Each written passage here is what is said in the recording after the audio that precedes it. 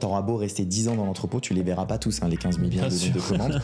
Dans les processus SNOP, planif, ordo, etc., la donnée de prévision est prise presque comme en fait le Saint Graal.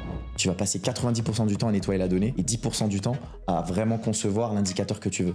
Se gargarise du résultat parce qu'il a l'air fancy, intéressant, etc.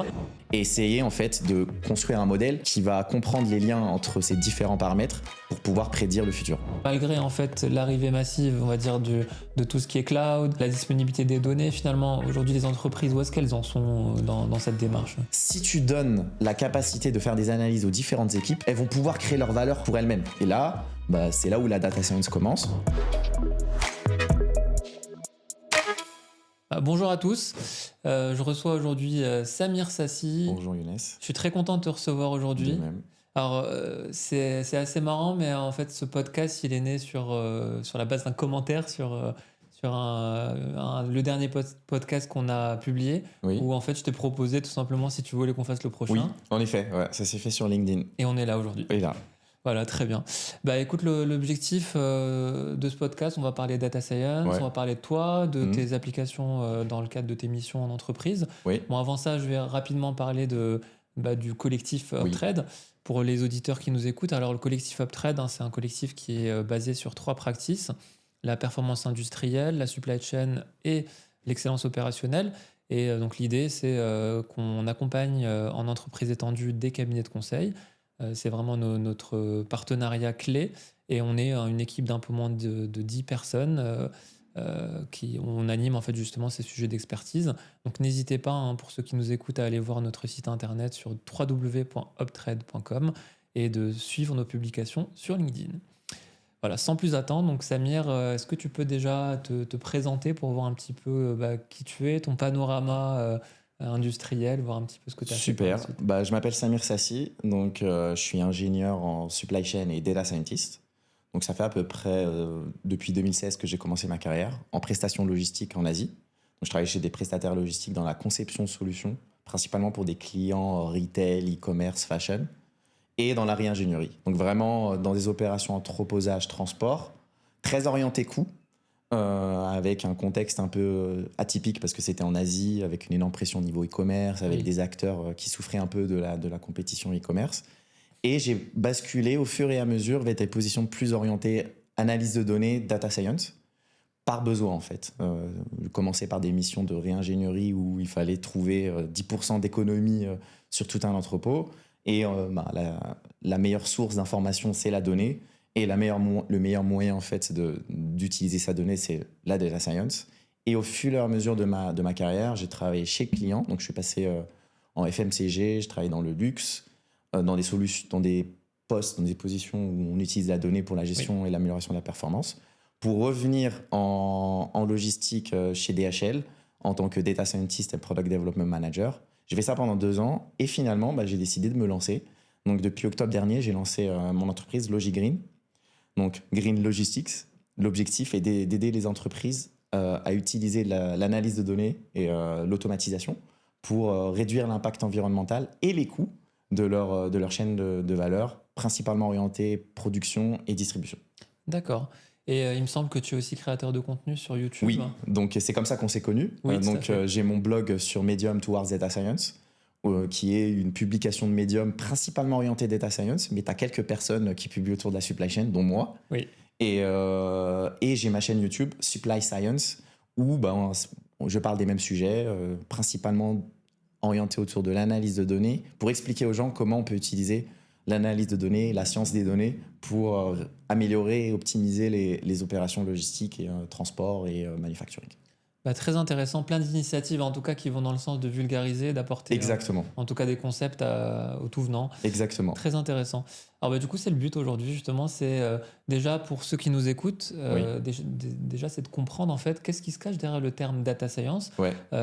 C'est un terme qui est né 10-15 années on va dire derrière nous, et en fait tout le monde en parle de façon un peu différente. Peut-être que c'est bien de reposer certaines bases.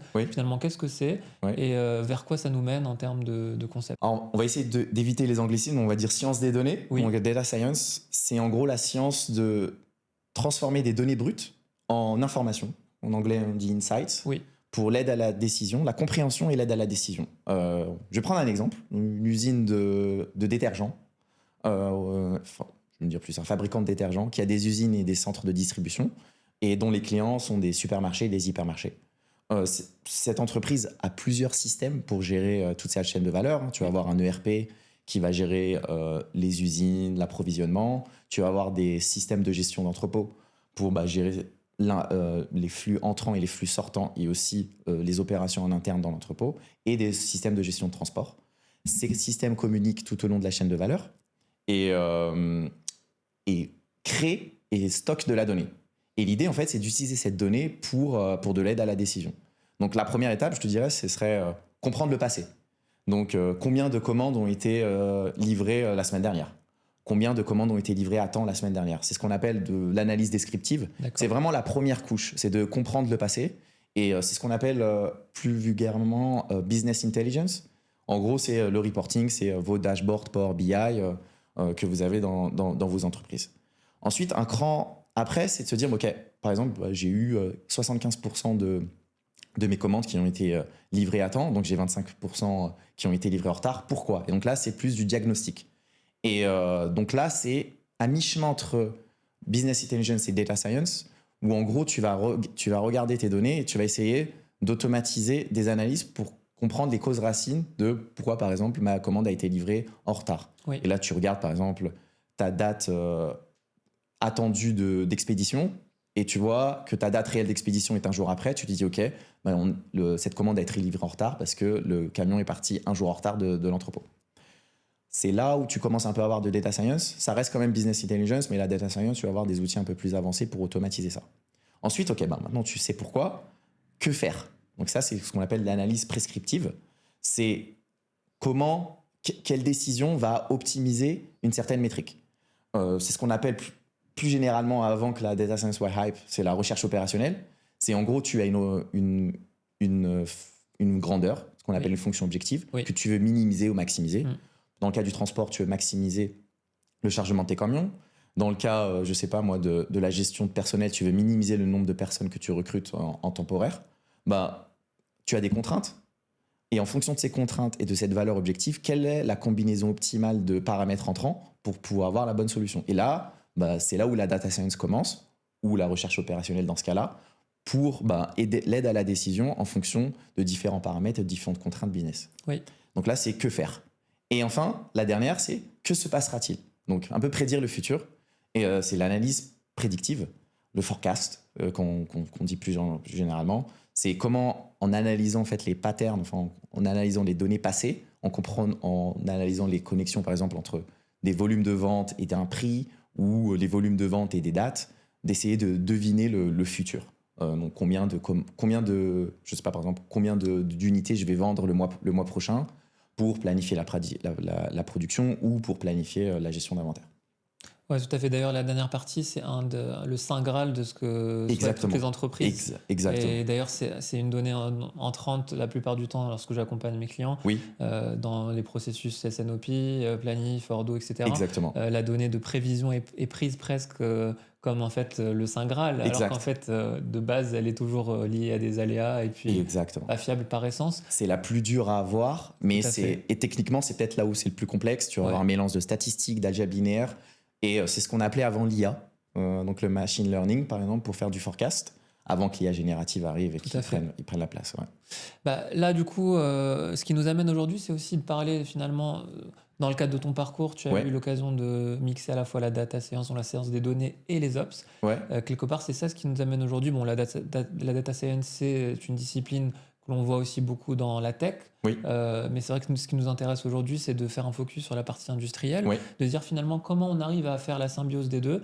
Est-ce que tu peux nous donner un cas d'application, quelques exemples de cas d'usage que tu as pu mettre en œuvre ou que tu as pu observer dans le cadre de tes missions et précédents postes? Oui. Si on revient à notre exemple d'entreprise qui fabrique des détergents, le machine learning, par exemple, ça peut être utilisé pour prédire les besoins, la vente au niveau de différents supermarchés, hypermarchés pour lesquels on travaille. Donc, tu vas en gros récupérer de la donnée, donc les volumes passés, les prix, Aussi des facteurs externes, hein, que ce soit des ouvertures, ouverture de magasins, et essayer en fait de construire un modèle qui va comprendre les liens entre ces différents paramètres pour pouvoir prédire le futur. Donc là, vraiment, en termes de complexité, pour une entreprise, hein, si on veut parler en termes de maturité, c'est là où c'est le plus complexe. Hein. Mais c'est là où tu as le plus de valeur, parce qu'en effet, quand tu peux prédire les ventes futures, tu peux tout planifier, que ce soit la production ou la gestion d'inventaire ou tes ressources. Si on va sur quelque chose d'un peu plus recherche opérationnelle, donc analyse prescriptive, que faire? Par exemple, tu as un entrepôt central avec différents magasins. Tu envoies des camions pour livrer ces différents magasins. Un camion peut livrer plusieurs magasins. Donc, quand tu vas charger ton camion, tu vas avoir différentes adresses de livraison. Quelle est la combinaison optimale de routing pour minimiser l'utilisation de camions et maximiser le chargement de ces camions-là? Donc là, vraiment, ça va être ce qu'on appelle de l'optimisation linéaire, de la recherche opérationnelle plus en général. Oui. Donc ça, c'est une application concrète que moi, j'ai implémentée lors de mes expériences passées, que ce soit chez le client ou chez des prestataires logistiques. Un autre exemple, tu vois, en entrepôt, par exemple, l'un des gros problèmes pour les gestionnaires opérationnels, c'est la prévision des besoins en termes de ressources humaines. Donc, tu es en charge de la réception d'un entrepôt. On t'envoie un forecast du nombre de palettes que tu vas devoir décharger dans ton camion. Combien d'employés temporaires, d'agences d'intérim, par exemple, tu vas devoir recruter. Ça, c'est un problème qui est assez constant. Et en fait, c'est un problème qui peut être très facilement résolu par l'optimisation linéaire. Donc, ta fonction objective, ça va être le nombre d'employés en temporaire que tu vas recruter. Tes contraintes, ça va être, dans certains pays, par exemple, si tu recrutes un employé, tu dois le recruter un minimum de 5 jours, par exemple. Je te donne un exemple. Chaque 5 jours, il doit avoir 2 jours de repos. Donc tout ça, c'est des contraintes que tu donnes à ton modèle, et ton modèle va te donner la combinaison optimale de nombre de personnes que tu dois recruter. Pour minimiser justement les coûts. Ouais, tout à fait. La plupart de mes réponses, ça va être minimiser les coûts. Tout à fait. Tu peux le prendre directement. Et si tu veux un dernier exemple, donc là, on a parlé un petit peu d'optimisation. En termes de diagnostic, dont j'avais parlé au début, le process mining, c'est une approche mathématique pour, tu sais, quand tu as dans tes systèmes, tu génères de la donnée transactionnelle avec des empreintes de temps. On dit timestamp en anglais. En analysant ces empreintes de temps, tu peux reconstituer les différents processus et différents chemins de processus. Donc, par exemple, un client, un supermarché va commander dans ton usine, dans ton entrepôt.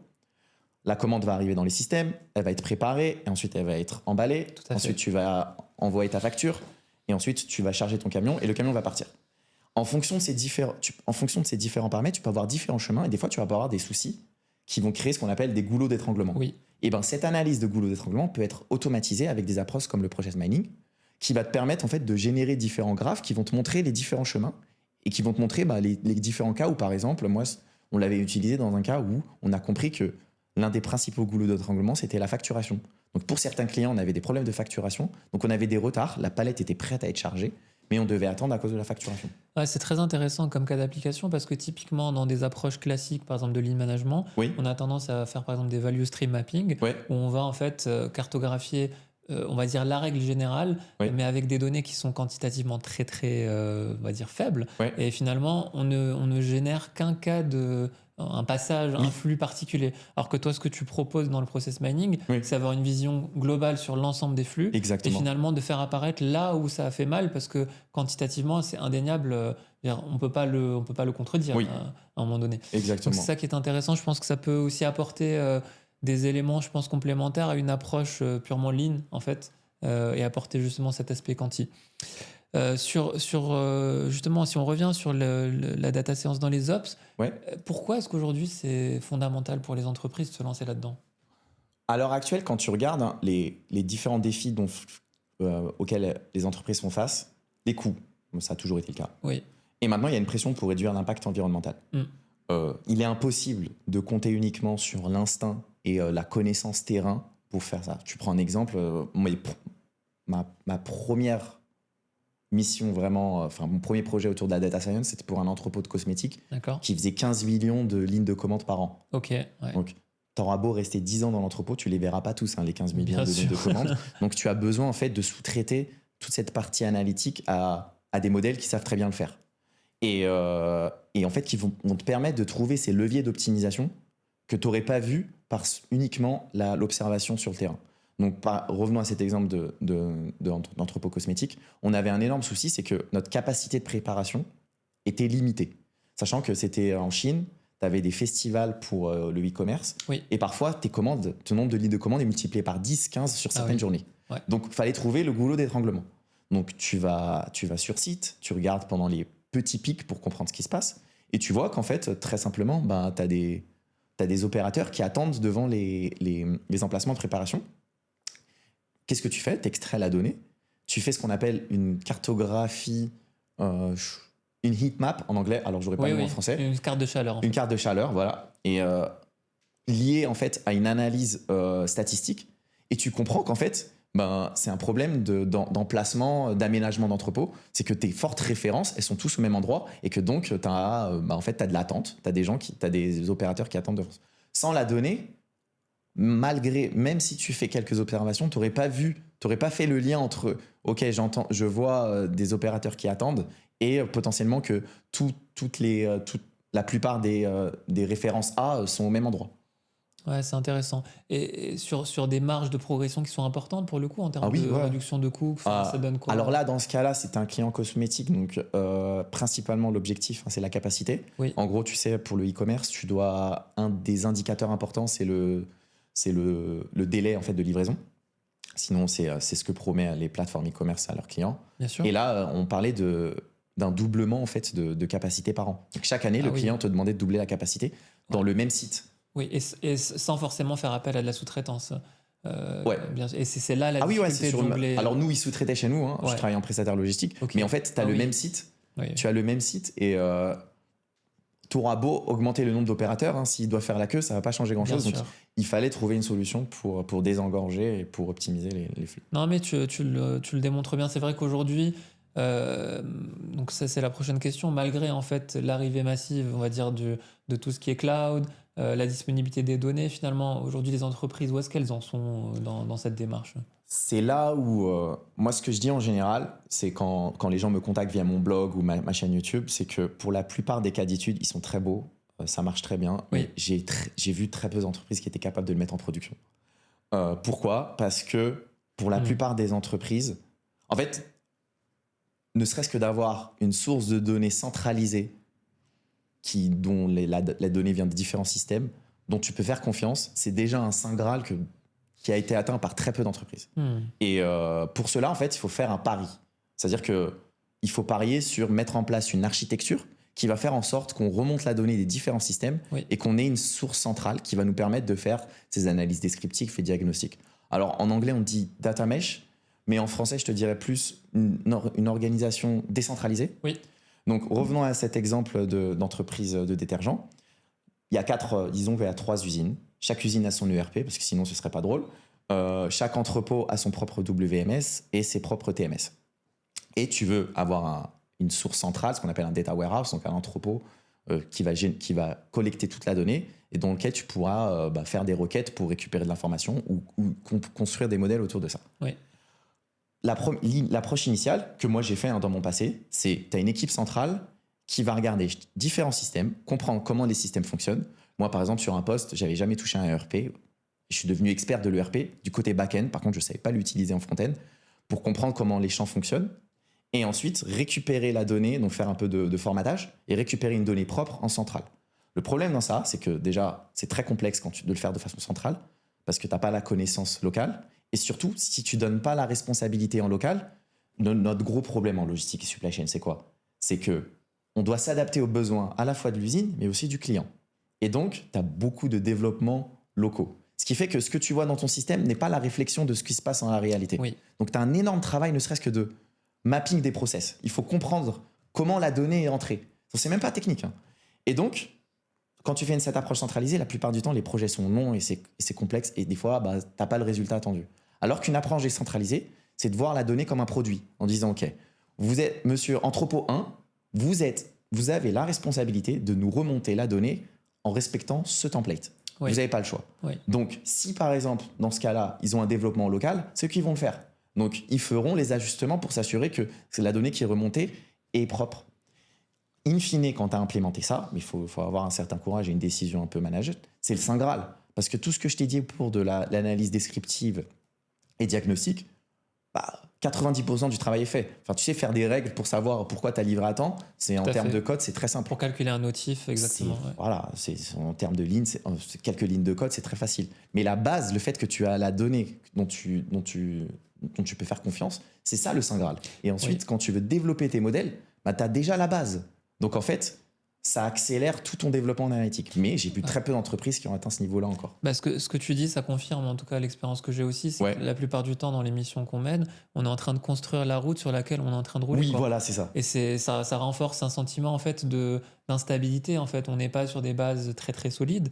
Et donc, à ce moment-là, les entreprises ne veulent pas forcément se lancer dans une démarche qui prend du temps. Je pense que sur des expériences que tu as eues ces quelques années, avant de mettre en place ces fondations. C'est du temps et des ressources. Faut le dire, c'est des projets très durs. Parce qu'en fait, ne serait-ce qu'en termes de gouvernance, d'imposer... Je donne un exemple. Tu vas imposer à un entrepôt de remonter de la donnée propre qui va être utilisée par la planification de la demande. En fait, tu as des nouveaux enjeux parce que ça c'est un coût en fait de faire tout ce travail-là. Moi, je l'ai fait pendant des... Qui supporte le coût en fait. Qui supporte le coût. Pourquoi celui qui est en charge du PNL du système d'entreposage, je vais dire pourquoi je vais travailler à remonter de la donnée qui ne va pas être utilisée par nous. Exactement. Et donc, c'est là où tu as différents enjeux. Et aussi, il faut que ce soit une décision stratégique. Alors, chez DHL, par exemple, c'est ce qu'ils ont implémenté parce qu'ils ont une vision. Tu as un top management qui est assez technique.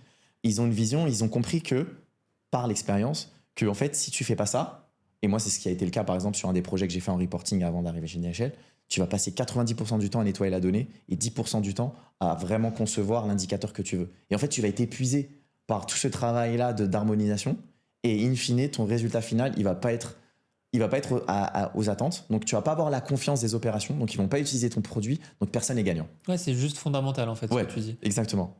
Mieux vaut ne pas se lancer dans une démarche data science si on ne compte pas lancer ses fondations. Ah oui, en effet. Ouais. Tu peux le faire en parallèle. Mais faut pas s'attendre à avoir des résultats. Tu vois, la vision de la data science, les gens vont s'imaginer des outils analytiques centraux qui vont permettre de piloter toute la chaîne de valeur. Ça, vous pouvez le faire si vous avez le data mesh. Sinon, oubliez. Faut avoir une approche plus locale. Et moi, en fait, c'est ce que je fais à l'heure actuelle. C'est que je regarde sur un process donné, mais je ne promets pas à mes clients que je vais pouvoir leur permettre d'optimiser toute leur chaîne de valeur, même si tu le sais, c'est là où tu as les plus gros leviers d'optimisation, parce qu'il faut avoir cette architecture que pour la plupart des entreprises, elles n'ont pas. Un modèle pour chaque cas d'usage, en fait. Exactement. De façon itérative. Et ensuite, j'imagine que c'est une approche qui, à la fois, vient du terrain, donc bottom-up. Et si on le peut avoir, en fait, un soutien du top management, donc avec une approche top-down, et les deux, si on arrive à les faire converger ensemble, ça amène, en fait, à des résultats qui peuvent être, on va dire, pas spectaculaires, mais en tout cas... remarquable, quoi. Un des premiers moyens pour moi d'avoir de bons résultats, c'est, je reviens sur ce que tu disais, il faut que ce soit bottom-up, mais pas uniquement en termes de décision, mais aussi en termes de capacité à analyser. Au lieu d'avoir une équipe centrale en analytics qui fait des modèles par projet, où tu as un calcul de ROI, enfin c'est très lourd administrativement, si tu donnes la capacité de faire des analyses aux différentes équipes, elles vont pouvoir créer leur valeur pour elles-mêmes. Et moi, je sais, je suis le meilleur exemple. J'étais aux opérations et j'ai appris l'analytique pour pouvoir concevoir mon modèle.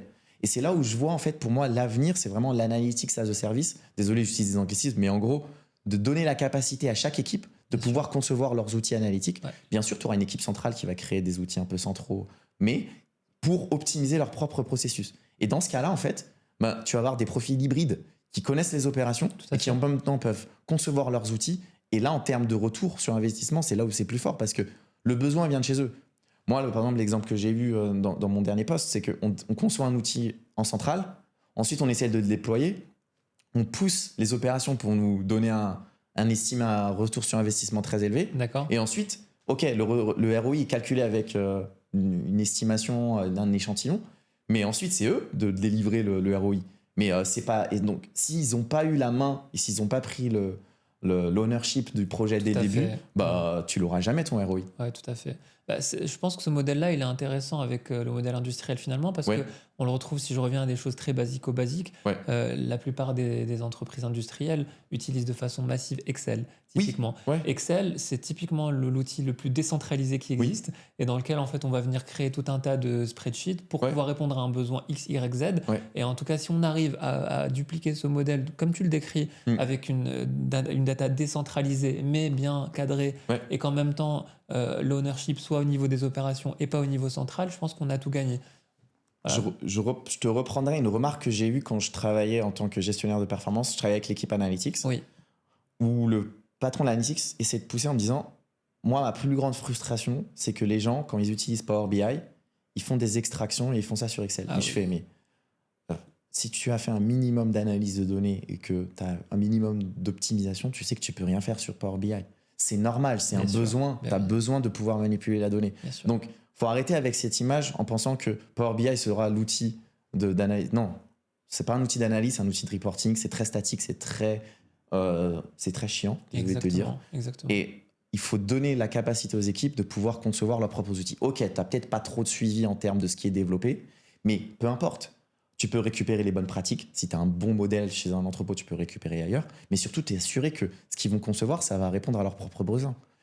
Tu es aux opérations en entreposage. Tu as la pression tout le temps de délivrer de la productivité. Mais en même temps, tu as l'usine qui t'impose des critères. Tu as le client qui te demande aussi d'autres critères. Tu es sous pression. Donc, si tu peux te concevoir des outils pour t'aider, Absolument. tu seras le premier à le faire et le premier à ramener du retour sur Ouais, investissement. absolument, ouais. Absolument. Ce qui fait que les équipes analytics, elles vont être moins sur concevoir des outils, mais plus sur focaliser sur l'infrastructure. Et ensuite permettre aux différentes équipes de concevoir leurs propres outils. Justement, j'ai une double question qui arrive sur la suite. Le métier de data scientist, c'est Ouais. un métier qui évolue beaucoup. Ouais. On a en fait, voilà, tu vas nous parler aussi des trois métiers qui existent en tout cas sur la Ouais. partie data science. Aujourd'hui, en fait, on arrive à des postes qui doivent à la fois mixer une partie métier, Oui. donc en supply, là c'est ce qui nous intéresse, en ops, / une partie fonctionnelle, donc tout l'aspect calcul, langage, Python par exemple, Ouais. ou d'autres, ou mathématiques tout simplement. Derrière, les deux doivent quelque part converger à un moment. Ce qui n'est pas facile, c'est de trouver les profils. Aujourd'hui, comment est-ce que les entreprises doivent se préparer pour arriver à capter ou voire développer des profils dans ce sens-là?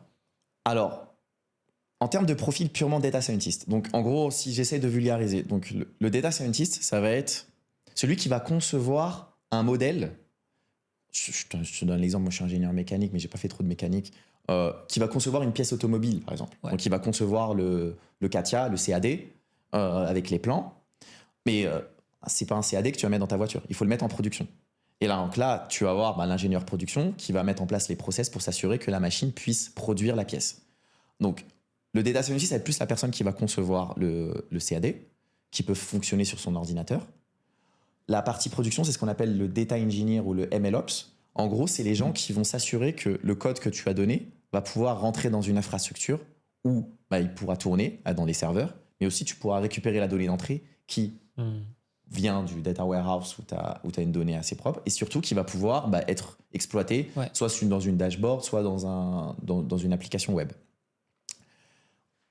Et tu vas avoir autour de ça le product manager, le gestionnaire de projet, qui lui va s'assurer que ce que conçoit le data scientist va être en accord avec les besoins opérationnels. Initialement, la data science, moi j'ai commencé ma carrière en 2016, c'était là où c'était le plus beau métier, le métier le plus sexy à l'heure actuelle. Tout à fait, ouais. Les entreprises n'ont recruté que des data scientists. Donc ça arrivait, tu avais des profils très mathématiques, des gens qui savaient faire du code sur leur PC, mais ils arrivent dans des infrastructures où la donnée est soit dans des bases de données, mais très reculées, où tu ne peux pas accéder, soit sur des Excel. Donc en fait, c'est comme si tu recrutais ces concepteurs de pièces, mais il n'y a personne pour ramener la pièce à l'usine et pour la produire. Donc ensuite, ça s'est un peu structuré. Donc tu as des gens, on a commencé à créer le poste de data engineer, MLOps. Donc ML, c'est machine learning, Ops, c'est operations. C'est en gros celui qui va mettre en place, déployer le modèle en production et s'assurer que le modèle fonctionne. Oui. Parce qu'il marche très bien sur ton ordinateur, mais est-ce qu'il va-t-il marcher avec des données nouvelles? Donc ça s'est structuré un peu, et pour répondre aux différents besoins. Pour revenir à ta question initiale, quel data scientist j'ai besoin? Alors moi, je vais prendre l'exemple de quand j'ai travaillé chez DHL. Tu avais une équipe assez mixte. Donc tu avais vraiment des experts en analyse de données, en statistique, généralement des profils plus doctorants, D'accord. très bons en code, très bons en modélisation, mais qui n'ont jamais mis les pieds dans un entrepôt. Tu vas avoir des profils plus vraiment purement business, donc plus opérationnels, qui vont être gestionnaires de projet et qui vont s'assurer que le data scientist déploie ce que le client veut. Tu vas avoir des profils hybrides, un peu comme le mien, qui a commencé dans les opérations et qui ensuite a commencé à faire la data science. Je pense qu'il faut un peu de tout. Moi, de l'expérience que j'ai, c'est que c'est très difficile de convaincre un doctorant en optimisation linéaire ou en statistique de s'intéresser à la supply chain. Ça arrive, il y en a. Moi, j'avais un collègue qui était très bon dans ça, qui s'intéressait beaucoup. Oui.